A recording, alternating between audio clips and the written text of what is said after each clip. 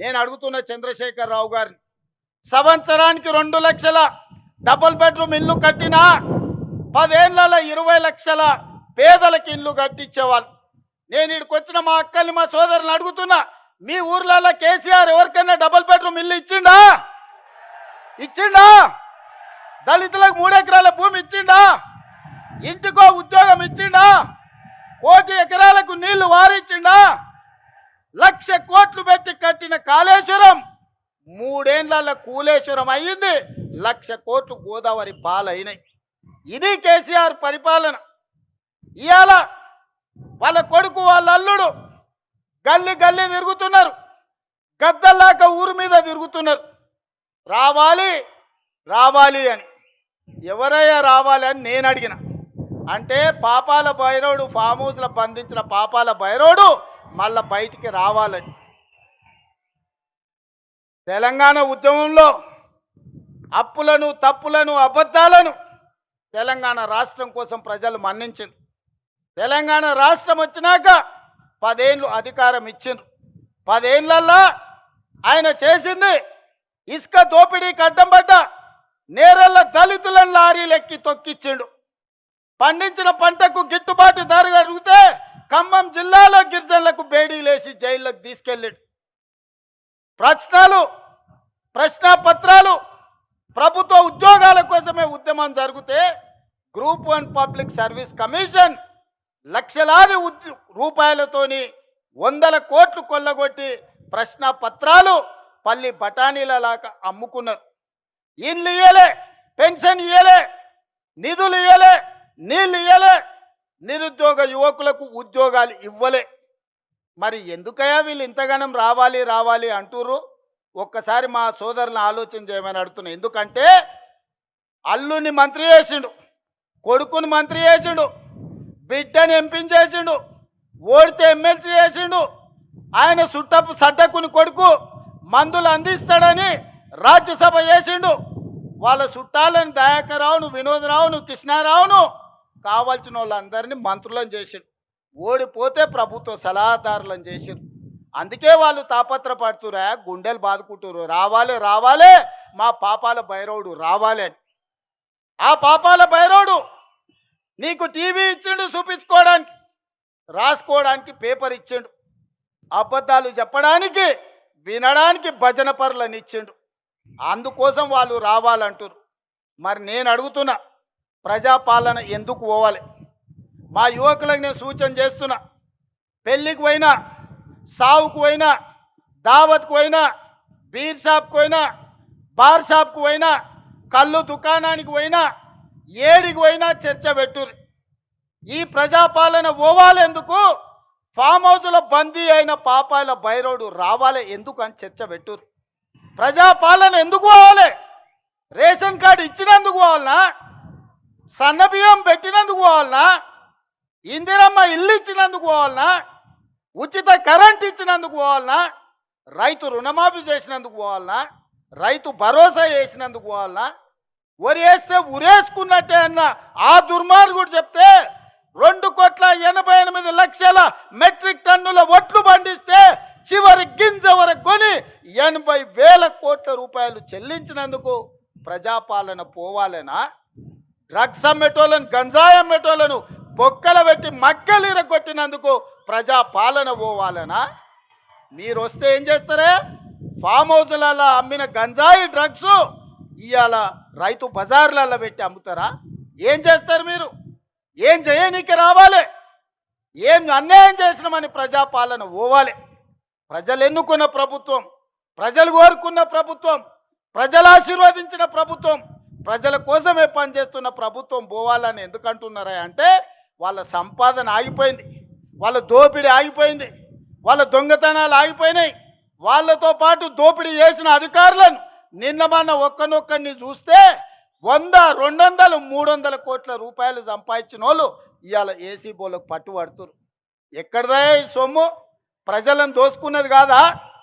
గజ్వేల్ ఎర్రవల్లిలో 1000 ఎకరాల farm house ఎక్కడి నుంచి వచ్చింది? నీ తాతలు ముత్తాతలు ఇచ్చిందా? 4 కోట్ల తెలంగాణ ప్రజలని దోసుకున్నదా? నీ కొడుకు జన్వాడల 100 ఎకరాల ఫామ్ హౌస్ వచ్చింది. నీ అల్లుడు హరీష్ రావుకు 50 ఎకరాలు మోయినాబాద్ల ఫామ్ హౌస్ వచ్చింది. నీ బిడ్డ కల్వకుంట్ల కవితకు శంకర్పల్లిలో 25 ఎకరాల ఫామ్ హౌస్ వచ్చింది. నీ సడ్డకుని కొడుకు సంతోష్రావు లెక్కలైతే ఇక చెప్పేటట్టనే లేదు. ఎక్కడికెళ్ళి వచ్చినాయి 10 ఏండ్లలో? ఎక్కడివి ఆస్తులు? ఏడ సంపాదించారు? ఏం వ్యాపారం చేసిర్రు? ఎక్కడి నుంచి వచ్చిన ఈ సంపద, ఈ వజ్ర వైదూర్యాలు, ఈ బెంజు కార్లు ఎక్కడి నుంచి వచ్చినాయి? తెలంగాణ అప్పుల పాలైంది. రైతులు ఆత్మహత్యలు చేసుకుంటున్నారు. నిరుద్యోగ యువకులకు ఉద్యోగాలు రాలేదు. మా ఆడబిడ్డలు బతుకమ్మ చీరలు ఇస్తే కూడా అందులో కమిషన్లు కొడితే ఆ చీరలు తీసుకుపోయి పొలాల కాడ పిట్టలను బెదిరియనికే కట్టే పరిస్థితి. దుర్మార్గుడా, నీచుడా, బతుకమ్మ చీరలు ఆడబిడ్డలకి ఇచ్చే చీరలు కూడా వదలలేదు నీ దోపిడీకి. అందుకోసం నువ్వు రావాలనా? నువ్వు రాష్ట్రాన్ని 8,21,000 కోట్ల రూపాయల అప్పుల పాలు చేసినావు కదా. మరి మీరు 1,00,000 కోట్ల అధిపతులు ఎట్లయిరో లెక్క చెప్పమని నేను అడుగుతున్నా. అడగమని మా సోదరులను అడుగుతున్నా. మా జంజీ పిల్లల్ని నేను చెప్తున్నా. మీరు ఆలోచన చేయండి. 10 ఏళ్లలో 1,00,000 కోట్లు కేసీఆర్ ఎట్లా సంపాదించిండు? 8,21,000 కోట్లు తెలంగాణకు అప్పులు ఎట్లా మిగిలినాయి? ఆస్తులు ఐశ్వర్యాలు కేసీఆర్కి ఎట్లొచ్చినాయి? అప్పులు తప్పులు మనకెట్లొచ్చినాయి? ఒక్కసారి ఆలోచన చేయండి. ఈ అప్పులు తప్పులు చేసినాడు మళ్ళీ వస్తే ఇంతకుముందే మా అనిరుద్ధ్ చెప్పాడు. ఎందుకయ్యా వాడు వచ్చేది? నేను నా భార్య మాట్లాడుకుంటూ వింటాడా? వాడు అసలు మనిషా పశువు అని అడుగుతాడు. మా అమ్మ మా కోడలతోనో లేకపోతే మాతోనే మాట్లాడుకుంటే గాజోలి కూడా వింటాడా అనే గింతకంటే దుర్మార్గుడు ఎవడని ఉంటాడా అని మా ఎమ్మెల్యే అడుగుతున్నాడు. నేను అడగదలుచుకున్నా. రాజకీయ నాయకుల మాటలు విన్నాడంటే అర్థం ఉంది. అధికారుల మాటలు విన్నాడంటే వానికి అక్కడికి వచ్చిందేమో అనుకున్నాం. ఆడబిడ్డల మాటలు వినేటోడు వాడు అసలు మనిషేనా? ఒక్కసారి ఆలోచన చేయండి. ఒక్కసారి ఆలోచన చేయమని మా అక్కల్ని అడుగుతున్నా. ఇవాళ మా ఇందిరమ్మ చీరలు ఇస్తే పండుగ పూట నాడు చీర పెడితే మా తమ్ముడు సారె పెట్టిండని మా అక్కలందరూ కట్టుకొని ఆశీర్వాదానికి వచ్చారు. మా అక్కల్ని అడుగుతున్నా. మీ ఇంటాయనతో మీరు మాట్లాడుకుంటే ఎవడన్నా మీ ఫోన్ వింటే ఎంత బాధ అవుతుందో ఒక్కసారి ఆలోచన చేయరు. ఇవాళ మన ఫోన్లీననికి రావాలనా? ఎందుకు రావాలి? ఆయన ఉద్యోగం ఇచ్చిర్రు కదా ఎమ్మెల్యేగా. అసెంబ్లీకి మాత్రం రాడంట. ప్రజల తరఫున మాట్లాడాడంట. ప్రజా సమస్యల గురించి ప్రస్తావించాడంట. అధికారంలోకి వస్తే మాత్రం దోసుకోవడానికి వస్తాడంట, దొంగతనం చేయడానికి వస్తాడంట. అందుకే నేను మొన్న చెప్పినా ఇవాళ చెప్తున్నా. అరుంధతి సినిమాలో పశుపతిని ఎట్లయితే బూత్ బంగళాలో బంధించిన గొలుసులు పెట్టి ఈ పాపాల బైరోడుని ఫామ్ హౌస్లో 4 కోట్ల తెలంగాణ ప్రజలు గొలుసులేసి కట్టేసిండ్రు. అక్కడే కుంగి కృషించి పోవాలే తప్ప అధికారం అనేది మీకు కలలో మాట. ఏదైనా ఉందంటే అది మీకు గతమే. ఇక మీకు భవిష్యత్తు లేదు. మీ భవిష్యత్తు శాశ్వతంగా ముగింపు పలికినరు తెలంగాణ ప్రజలు. అందుకే మిత్రులారా, చివరగా మా మిడ్జిల్ మిత్రులకు ఒక్క మాట చెప్పదలుచుకున్నా. నేను ఏమిచ్చినా చివరికి నా ప్రాణం ఇచ్చినా కూడా తక్కువనే మిడ్జిల్ మండలానికి. నిధులు పెద్ద విషయం కాదు. ఇవాళ నాకు దక్కిన గౌరవం ఈ మండలం, ఈ జిల్లా, ఈ రాష్ట్రం, ఈ దేశంలోనే కాదు ప్రపంచంలో. ఇవాళ మెస్సీతో ఫుట్బాల్ ఆడినా, ప్రపంచంలో మన గలం వినిపించినా ఆనాడు మీరు నాటిన మొక్కనే ఈనాడు పెద్దదై ఈరోజు బాధ్యత నిర్వహిస్తున్నది. ఈ బాధ్యతను కొనసాగించడానికి నిండు మనసుతో మీరు ఆశీర్వదించండి. నేను చేయాల్సిన పనులు ఉన్నాయి. ఈ వలసల జిల్లాను ఈరోజు అభివృద్ధి పథం వైపు నడిపించాల్సిన బాధ్యత నా మీద ఉన్నది. చేయాల్సిన పనులు మిగిలి ఉన్నాయి. ఆనాడు పండిత్ జవహర్లాల్ నెహ్రూ గారు ఏదైతే ప్రాధాన్యత పెట్టుకున్నాడో ఎడ్యుకేషన్ అండ్ ఇరిగేషన్, ఈ జిల్లాలో ప్రతి ఎకరాకు నీళ్ళు ఇచ్చే వరకు, ఈ జిల్లాలో ఉండే ప్రతి పేదవాడికి విద్యను అందించి ఉద్యోగ ఉపాధి అందించే వరకు నేను మీకు సేవ చేస్తూనే ఉంటా. ఆనాడు 94 నుంచి 2004 వరకు 2 సార్లు తెలుగుదేశం అధికారం ఉంది. 2004 నుంచి 2014 వరకు doctor YS Rajasekhar Reddy Congress party అధికారంలో ఉండే. 2014 నుంచి 2024 వరకు బీఆర్ఎస్ అధికారంలో ఉన్నది. ఇవాళ చెప్తున్నా, నా ఆత్మ బంధువులైన మిడ్జిల్ ప్రజల మధ్య నుంచి రాబోయే 2024 నుంచి 2034 వరకు ప్రజాపాలన ఉంటుంది. ప్రజలకు సేవలు అందిస్తుంది. ఆనాడు జడ్పీటీసీ అయితా అంటే మీరు నన్ను జడ్పీటీసీని చేసిరు. నేను ఎమ్మెల్సీ కావాలంటే మీరు ఆశీర్వదించి జిల్లా ప్రజలు ఎమ్మెల్సీ చేసిరు. తెలవని కొడంగల్కి వెళ్తే 2 సార్లు ఎమ్మెల్యేని చేసిరు. అక్కడ కష్టం వస్తే మల్కాజ్గిరి పార్లమెంట్లో ఎంపీని చేసిరు. కాంగ్రెస్ పార్టీ కార్యనిర్వాహక అధ్యక్షుడిని చేసిరు. 4 కోట్ల తెలంగాణ ప్రజలు 2వ తెలంగాణ ముఖ్యమంత్రిగా చేసిరు. ఇదంతా మీ ఆశీర్వాదం. ఇవాళ ఒకే ఒక్క విజ్ఞప్తి చేస్తున్నా, ఒకవేళ తప్పు జరిగితే అది శాశ్వతంగా తెలంగాణ రాష్ట్రానికి కాలరాత్రిని తెచ్చిపెడుతుంది. ఈరోజు వాళ్ళు దోసుకోవడానికి మొత్తం సిద్ధమై కూర్చున్నారు. అందుకే ఈనాడు తెలంగాణ యువకులు నడుం బిగించాలి. దళితులు, గిరిజనులు, ఆదివాసీలు, తండాలలో, గూడాలలో, మారుమూల పల్లెల్లో ఉండే ప్రజలారా ఆలోచన చేయండి.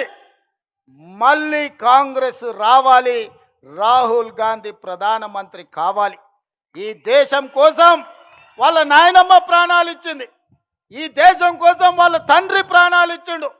ఈ దేశం కోసం రాజీవ్ గాంధీ తర్వాత 35 ఏళ్ళు అధికారానికి దూరంగా సోనియా గాంధీ, రాహుల్ గాంధీ, ప్రియాంక గాంధీ గారు ఉన్నారు.